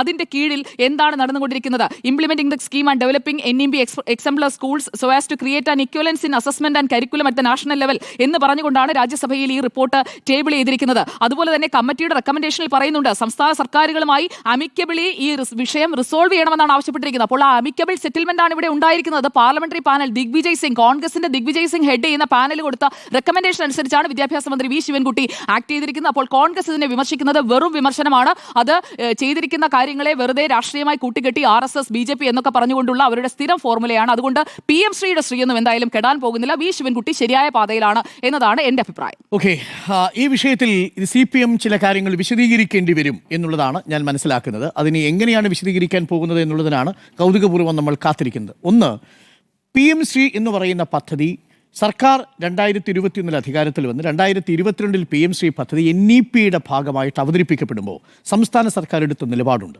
ആ നിലപാട് നമ്പർ 1, PM ശ്രീ പദ്ധതിയിൽ ഞങ്ങൾ ഓപ്റ്റ് ചെയ്യുന്നില്ല. എന്തായിരുന്നു PM ശ്രീ പദ്ധതി? ഞാൻ ചർച്ചയുടെ തുടക്കത്തിൽ പറഞ്ഞതുപോലെ 14,500ഓളം രാജ്യത്തെ തെരഞ്ഞെടുത്ത സ്കൂളുകളിൽ ഒരു വർഷം 85 ലക്ഷം മുതൽ 1 കോടി രൂപ വരെ വികസനത്തിനായി വേണ്ടി മാറ്റിവെച്ച് 5 വർഷത്തേക്ക് ആ സ്കൂളുകളെ PM ശ്രീ പദ്ധതിയുടെ ഭാഗമായിട്ട് മാറ്റും. പ്രധാനമന്ത്രി സ്കൂൾസ് ഫോർ റൈസിംഗ് ഇന്ത്യ എന്നതാണ് ഈ PM ശ്രീയുടെ ആശയം. അതിൻ്റെ ഭാഗമായി കേരളത്തിലെ തെരഞ്ഞെടുത്ത ബ്ലോക്കുകളിൽ 183 ബ്ലോക്കുകളിൽ ഓരോ ബ്ലോക്കിലും 2 സ്കൂളുകളെ തിരഞ്ഞെടുക്കാം. ഒന്ന് പ്രാഥമികമായ വിദ്യാലയങ്ങൾ, പ്രൈമറി സ്കൂളുകളെയും മറ്റൊന്ന് ഒരു സെക്കൻഡറി സ്കൂളിനെയും ഒരു BRCയിൽ തിരഞ്ഞെടുക്കാം. അങ്ങനെ നോക്കിയാൽ 336 സ്കൂളുകൾക്ക് കേരളത്തിൽ നമ്മൾ 1 കോടി എന്ന വിധം കണക്കാക്കിയാൽ 336 കോടി രൂപ കേന്ദ്രം കൊടുക്കുമോ? ഇല്ല. പകരം 60% കൊടുക്കൂ. 336 കോടിയുടെ 60%, ഏകദേശം ഒരു 200 കോടി അടുത്ത് ആണ് കൊടുക്കുക. ബാക്കി കണ്ടെത്തേണ്ടത് സംസ്ഥാന സർക്കാരാണ്. 40% ഇതിൽ തന്നെ സംസ്ഥാന സർക്കാർ കണ്ടെത്തണം. അപ്പം മൊത്തം ഒരു 200-210 കോടി രൂപ മാത്രമാണ് PM ശ്രീ പദ്ധതിയുമായി ബന്ധപ്പെട്ട് കേരളത്തിന് ലഭിക്കുക. ഇതിനു വേണ്ടി കേരളം CPM എടുത്തിരുന്ന നിലപാട്, ഇടതുപക്ഷം എടുത്തിരുന്ന നിലപാടാണ് ദേശീയ വിദ്യാഭ്യാസ നയം എന്നുള്ളത് ഫെഡറലിസത്തെ തകർക്കുന്നതാണ്. അത് നമ്മുടെ കരിക്കുലത്തിനെ വലിയ രീതിയിൽ അശാസ്ത്രീയവൽക്കരിക്കും, ചരിത്ര ബോധ്യത്തെ ഇല്ലാതാക്കും. ഇത് കൺകറന്റ് ഡിലീഷനിൽപ്പെട്ട വിഷയമായിരുന്നിട്ടും അതിൽ കടന്നുകൂടുന്നത് കേന്ദ്രത്തിൻ്റെ നിർദ്ദേശങ്ങളായി തീരും. അതുകൊണ്ട് തന്നെ ഫെഡറലിസത്തെ ഇല്ലാതാക്കുന്നതിൻ്റെ പേരിൽ, വിദ്യാർത്ഥികളിൽ സംവരണത്തെ നിഷേധിക്കുന്നതിൻ്റെ പേരിൽ, വിദ്യാർത്ഥികളുമായി ബന്ധപ്പെട്ട് തൊഴിലവസരങ്ങൾ സൃഷ്ടിക്കാനെന്ന മട്ടിൽ വിദ്യാർത്ഥികളുടെ പഠന പ്രക്രിയയെ ഒരു ലേബറിൻ്റെ, തൊഴിലാളിയുടെ മാത്രം സ്കിൽ ഡെവലപ്പ് ചെയ്യുന്ന അവസ്ഥയിലേക്ക് മാറ്റിക്കിട്ടുമെന്നും അത് ജാതിയിലേക്കുള്ള തിരിച്ചുപോക്കായിരിക്കുമെന്നും കുലത്തൊഴിലുകളിലേക്കുള്ള തിരിച്ചുപോക്കാക്കുമെന്നും എല്ലാം നിലപാടെടുത്തത് CPM ആണ്. അതാണ് ഇടതുപക്ഷ നയം. അത് കരിക്കുലത്തിൽ വരുത്തുന്ന മാറ്റം, പാഠ്യപദ്ധതിയിൽ വരുത്തുന്ന മാറ്റം, സ്കൂളിൻ്റെ വിവിധ നിയന്ത്രണങ്ങളിൽ പെടുത്തുന്ന മാറ്റം എല്ലാം ഇതിൻ്റെ ഭാഗമായിട്ട് കൊണ്ടുവന്നതാണ്. അപ്പോൾ ഈ 200 കോടി രൂപയ്ക്ക് വേണ്ടിയാണോ? അല്ല. അപ്പോഴാണ് ഇതിൻ്റെ യഥാർത്ഥത്തിലുള്ള പ്രശ്നം കിടക്കുന്നത്. അവിടെ ഈ സംസ്ഥാന സർക്കാരെ നിർബന്ധിതമാക്കിയ വിഷയം സർവശിക്ഷാ അഭിയാനുമായി ബന്ധപ്പെട്ട് 1186 കോടി രൂപ കുടിശ്ശികയാണ്. സർവശിക്ഷാ അഭിയാനും PM ശ്രീ പദ്ധതിയുമായി നേരിട്ട് ബന്ധമില്ലെന്ന് പറയുന്നതാണെന്ന് ഓർമ്മിക്കണം. ഇത് നമ്മുടെ സ്കൂളുകളിലെ കുഞ്ഞുങ്ങൾക്ക് കൊടുക്കേണ്ട അടിസ്ഥാന സൗകര്യ വികസനത്തിന് കൊടുക്കേണ്ട 1186 കോടി രൂപ കുടിശ്ശിക വരുത്തിയതിന് എന്ത് ന്യായമാണ് പറയാനുള്ളത്? എന്ത് ന്യായമാണ് കേന്ദ്ര സർക്കാരിന് പറയാനുള്ളത്? കേന്ദ്ര സർക്കാർ എന്താ അത് വെച്ചു താമസിപ്പിക്കുന്നത്? പല ഉടക്കുകൾ പറഞ്ഞ് സംസ്ഥാന സർക്കാരിനെ കെട്ടിയിടുകയാണ്. അങ്ങനെ കെട്ടിയിട്ടിട്ട് മർദ്ദിച്ച് അവശനാക്കി ഒരു സാഹചര്യത്തിൽ പറയാണ് പണം തന്നോളാം എന്ന് പറയുന്ന അവസ്ഥയിലേക്ക് എത്തുകയാണ്. ഇതൊരു തരത്തിൽ പറഞ്ഞാൽ ഒരു അക്കാഡമിക് ഗുണ്ടായിസം അല്ലേ നടപ്പിലാക്കുന്നത്? 1186 കോടി രൂപ സർവശിക്ഷാ അഭിയാൻ. സുജയ്, എന്താ തരാത്തത്? അതിനൊരു കാരണം പറയൂ. സർവശിക്ഷാ അഭിയാനും ഈ PM ശ്രീ പദ്ധതി തമ്മിൽ എന്താണ് ബന്ധം എന്നുള്ളത് നേരിട്ട് ആരെങ്കിലും പറഞ്ഞിട്ടുണ്ടോ? PM ശ്രീ പദ്ധതി നടപ്പിലാക്കുമ്പോൾ NEP പദ്ധതി നടപ്പിലാക്കേണ്ടി വരുന്ന സാഹചര്യം ഉണ്ടാവില്ലേ? അപ്പോൾ ഞാൻ നേരത്തെ പറഞ്ഞ കൺകറന്റ് ലിസ്റ്റ് എവിടെ പോയി? ഫെഡറലിസം എവിടെ പോയി? മതേതരത്വം എവിടെ പോയി? ഈ പറയുന്ന ആശയങ്ങൾ ഇല്ലാതാകുമല്ലോ. NCERTയുടെ സിലബസിലെ കോവിഡിൻ്റെ കാലത്ത് 30% സിലബസിൻ്റെ പോർഷൻസ് കുറയ്ക്കാൻ വേണ്ടിയിട്ട് നിർദ്ദേശം വന്നു. NCERT ഈ പൊളിറ്റിക്കൽ സയൻസിൻ്റെ പാഠപുസ്തകത്തിൽ കുറച്ചത് ഏതൊക്കെയാണെന്ന് അറിയാമോ? 1, ദേശീയത വേണ്ട. 2, മതേതരത്വം പഠിക്കേണ്ട. 3, ഫെഡറലിസം പഠിപ്പിക്കേ വേണ്ട. ഇതാണ് തദ്ദേശ സ്ഥാപനങ്ങളുമായി ബന്ധപ്പെട്ട വികേന്ദ്രീകരണവും ജനാധിപത്യവും എടുത്തു കളഞ്ഞേക്കാനാണ് പറഞ്ഞിരിക്കുന്നത്. ഇതായിരുന്നു ആറ്റിറ്റ്യൂഡ്. പൊളിറ്റിക്കൽ സയൻസിൽ മാറ്റം വരുത്തുന്നു, രാഷ്ട്രതന്ത്രത്തിൽ മാറ്റം വരുത്തുന്നു, ചരിത്രത്തിൽ മാറ്റം വരുത്തുന്നു, ശാസ്ത്രത്തിൽ മാറ്റം വരുത്താൻ പോകുന്നു. അവിടെയാണ് പിന്നീട് പ്രധാനമന്ത്രിയൊക്കെ പറയുന്നത് പോലെയുള്ള പ്ലാസ്റ്റിക് സർജറി ആശയങ്ങൾ ഉണ്ടാകുന്നത്. ഇത് പഠിപ്പിക്കണോ എന്നുള്ളതാണ് ചോദ്യം. അപ്പോൾ വിദ്യാഭ്യാസ മന്ത്രി പറയുന്നൊരു കാര്യം, നമ്മുടെ സംസ്ഥാനത്തിനൊരു വിദ്യാഭ്യാസ നയമുണ്ട്. സാർ, സംസ്ഥാനത്തിലുള്ള വിദ്യാഭ്യാസ നയത്തോടൊപ്പം ദേശീയ വിദ്യാഭ്യാസ നയം ചുരുങ്ങിയത് 336 സ്കൂളുകളിലെങ്കിലും നടപ്പിലാക്കേണ്ടി വരും. അതിലെ 6 തൂണുകൾ എന്ന് പറയുന്നത് NEP-യുമായി ബന്ധപ്പെട്ട് നിൽക്കുന്നതാണ്. ഈ 6 പില്ലേഴ്സ്. ആ 6 പില്ലേഴ്സിൽ ഏറ്റവും പ്രധാനപ്പെട്ടത് ഏതാ? കരിക്കുലം. NEP-യുടെ ഭാഗമായിട്ടുള്ള കരിക്കുലം വേണ്ടേ ഈ PM ശ്രീ പദ്ധതിയുടെ ഭാഗമായിട്ട് നടപ്പിൽ വരുന്ന സ്കൂളിൽ നടപ്പിലാക്കാൻ? സംസ്ഥാന സർക്കാരിൻ്റെ കരിക്കുലം നടപ്പിലാക്കാൻ പറ്റുമോ? 2, സ്കൂളിൻ്റെ നേതൃത്വം NEP പറയുന്നത് പോലെയുള്ള നേതൃത്വമായിരിക്കണം. നിയന്ത്രണം, മേൽനോട്ടം, മനുഷ്യശേഷി വിനിയോഗം, പാഠ്യപദ്ധതി ഇതെല്ലാം NEP-യുമായി ചേർന്നായിരിക്കണം, അലൈൻ ചെയ്ത് തന്നെയായിരിക്കണം പോകേണ്ടത്. എന്ന് പറഞ്ഞാൽ ഈ സ്കൂളുകളിൽ NEP പദ്ധതി നടപ്പിലാക്കണം. ഞാൻ മനസ്സിലാക്കുന്നത് ആ കരാർ നമ്മൾ കണ്ടിട്ടില്ല. സംസ്ഥാനത്ത് NEP പദ്ധതി നടപ്പിലാക്കിക്കൊള്ളാമെന്നൊരു ഉറപ്പ് നൽകിയിട്ടുണ്ടോ എന്ന് പോലും നമ്മൾ സംശയിക്കേണ്ടിയിരിക്കുന്നു. ആ അർത്ഥത്തിൽ വരുന്ന കാലങ്ങളിൽ ഒരുപക്ഷെ ആ രീതിയിലുള്ളൊരു പരിഷ്കരണം ഉണ്ടാകുമോ? അപ്പോൾ ദേശീയ വിദ്യാഭ്യാസ നയം നടപ്പിലാക്കാതെ, ചുരുങ്ങിയ പക്ഷം ഈ സ്കൂളുകളിൽ നടപ്പിലാക്കാതെ ഈ PMC പദ്ധതി നടപ്പിലാക്കാൻ കഴിയില്ല. അവിടെ പക്ഷേ സംസ്ഥാന സർക്കാരിനെ നമ്മൾ കുറ്റപ്പെടുത്തുമ്പോഴും കേന്ദ്രം എന്തുകൊണ്ട് ഇത് ചെയ്യുന്നു എന്ന ചോദ്യം വളരെ പ്രസക്തമാണ്. 1186 കോടി രൂപ നമ്മുടെ കുഞ്ഞുങ്ങൾക്ക് പഠിക്കാൻ വേണ്ടി സർവശിക്ഷാ അഭിയാന്റെ ഭാഗമായി കുടിശ്ശിക വരുത്തി. ഈ നടപ്പ് വർഷത്തിന് കൂടെ നോക്കുമ്പോൾ 1466 കോടി രൂപ. ഇത് പിടിച്ചു വാങ്ങാൻ ഇതല്ലാതെ മറ്റു വഴിയില്ല എന്ന് പറയുമ്പോൾ നിങ്ങൾ തമിഴ്നാടിനെ നോക്കണം. തമിഴ്നാട്ടിലും ഈ 2100 കോടി രൂപയോളം നഷ്ടം അവിടെ സംഭവിച്ചിട്ടുണ്ട്. പക്ഷേ എന്താ അവർ ചെയ്യാൻ പോയത്? സുപ്രീം കോടതി കേസ് പോയി. എന്താ അവരുടെ വിഷയം? ത്രിഭാഷാ വിഷയത്തിന് അവരെതിരായിരുന്നു. അവർ തുടക്കം മുതൽ തന്നെ, കോത്താരി കമ്മീഷൻ വരുന്ന കാലഘട്ടത്തിൽ മുതൽ തന്നെ ദ്വിഭാഷാ നയമാണ് സ്വീകരിച്ചിരുന്നത്. എന്നാൽ അതിന് പകരം ഹിന്ദി അടിച്ചേൽപ്പിക്കാൻ, പരോക്ഷമായി അടിച്ചേൽപ്പിക്കാനുള്ള ശ്രമം നടത്തുന്നു. അതിനെതിരെ തമിഴ്നാട് ഒറ്റക്കെട്ടായിട്ട് നിൽക്കുന്നു, കേരളവും നിൽക്കുന്നു, ബംഗാൾ നിൽക്കുന്നു. ബംഗാളിൽ ഫെഡറലിസം ആയിരുന്നു വിഷയം. നമുക്ക് മതേതരത്വം വിഷയമാണ്, കരിക്കുലം വിഷയമാണ്, ഈ ഫെഡറലിസത്തെ തള്ളിക്കളയുന്നത് വിഷയമാണ്. ഇതെല്ലാം മറന്നുകൊണ്ട് മാത്രമേ PMC എന്ന് പറയുന്ന പദ്ധതിയിലേക്ക് കയറി പോകാൻ പറ്റത്തുള്ളൂ എന്നുള്ളതാണ്. അപ്പോൾ ഇത് വേണോ വേണ്ടയോ എന്നുള്ളതൊരു രാഷ്ട്രീയ തീരുമാനമാണ്, ഒരു ഇച്ഛാശക്തിയാണ്. അങ്ങനെയാണെങ്കിൽ ഇതുവരെ പറഞ്ഞ മുഴുവൻ കാര്യങ്ങളും വിഴുങ്ങേണ്ടി വരും. എല്ലാ കാര്യങ്ങളും വിഴുങ്ങാതെ CPM ഇതുമായിട്ട് മുന്നോട്ട് പോകാൻ കഴിയില്ല എന്നുള്ളതാണ് ഇതിൽ ഏറ്റവും പ്രധാനപ്പെട്ട കാര്യം. അതിനെ നിർബന്ധിതമാക്കിയിരിക്കുന്ന കേന്ദ്രം ഇത് യഥാർത്ഥത്തിൽ നടത്തിയിരിക്കുന്നത് ഒരു അക്കാഡമിക് കൊട്ടേഷൻ അഥവാ അക്കാഡമിക് ഗുണ്ടായിസമാണ് നടത്തിയിരിക്കുന്നത്. പിടിച്ചു നിർത്തി ഇതിൽ ഒപ്പിടിയിപ്പിക്കാൻ വേണ്ടിയിട്ട് ശ്രമിക്കുന്ന രീതിയിലാണ് കാര്യങ്ങളുടെ പോക്ക്. ഇല്ലെങ്കിൽ ആ 1126 കോടി രൂപ കൊടുത്താൽ സംസ്ഥാന സർക്കാർ ഒപ്പിടില്ല. അപ്പോൾ പണം കൊടുത്താൽ നയം മാറ്റും എന്നുള്ളൊരു സൂചനയാണോ നൽകുന്നത് എന്നുള്ളതാണ് ഇതിൽ ഏറ്റവും പ്രധാനപ്പെട്ട കാര്യം.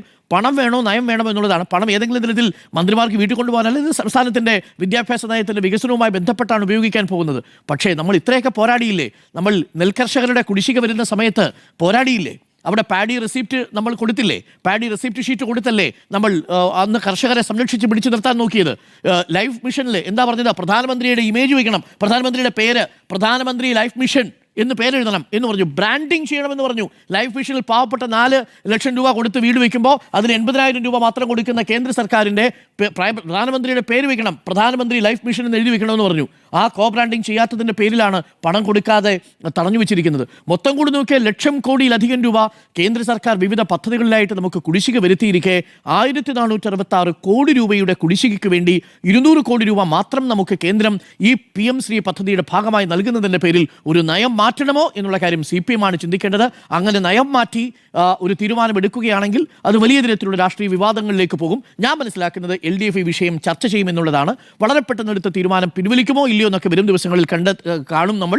പക്ഷേ ഒരു കൺകറന്റ് ലിസ്റ്റിൽപ്പെട്ട ജനാധിപത്യത്തെ ഉൾക്കൊള്ളുന്ന തൊഴിൽ വിഭജനമല്ല യഥാർത്ഥത്തിലുള്ള പ്രശ്നമെന്നും ഇവിടുത്തെ പ്രശ്നം വിദ്യാഭ്യാസം, ഉയർന്ന രീതിയിലുള്ള വിദ്യാഭ്യാസം കൊടുക്കണമെന്നും മതേതരത്വം സംരക്ഷിക്കണമെന്നും വിശ്വപൗരനാക്കി നിലനിർത്തേണ്ടതാണ് വിദ്യാഭ്യാസമെന്നും കരുതുന്ന സംസ്ഥാനത്തിൻ്റെ കരിക്കുലത്തെ അതിനെല്ലാറ്റിലും അപ്പുറത്തേക്ക് കാവ്യവൽക്കരിക്കാനുള്ള ശ്രമം ഇടം കൊടുക്കരുത് എന്നുള്ളതാണ് എൻ്റെ ഈ വിഷയത്തിലെ അഭിപ്രായം. നടപ്പിലാക്കിയാൽ ശ്രീ കെടും എന്നാണ് എൻ്റെ അഭിപ്രായം. യെസ് എന്ന് 2, നോ എന്ന് 2.